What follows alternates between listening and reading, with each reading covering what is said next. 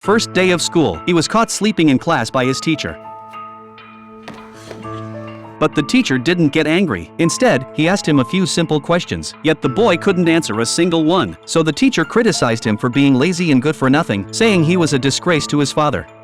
What would your father think? Unexpectedly, those words enraged the boy. He punched his teacher, knocking him down. But the boy's outburst was understandable, because just days earlier, Nick had been distracted while driving and accidentally crashed into a parked car on the roadside, resulting in the death of his father, who was sitting in the passenger seat. Nick blamed himself intensely for this, making him extremely sensitive and defensive whenever anyone mentioned his father. Because of the assault on his teacher, Nick was brought before juvenile court. Considering it was his first offense, the judge sentenced him to only 3 months of house arrest. To prevent him from sneaking out, the police fitted a tracking device to his ankle. Whenever he strayed more than 30 meters from home, the green light would turn red and trigger an alarm. Any attempt to violently remove or damage it would land him directly in jail. Yet days under house arrest proved unbearably dull. Beyond gaming, eating, and sleeping, he found little to occupy himself. Seeking distraction, he began spying on neighbors through binoculars. To his shock, he witnessed a girl acting frantically, as if fleeing for her life. Nick swiftly grabbed his camera to document the scene. Clearly, the woman was calling for help. Then the killer appeared, grabbing her from behind and dragging her away. Nick tried to capture the evidence, but the camera's flash hadn't been turned off. Worried he'd been spotted, he glanced back.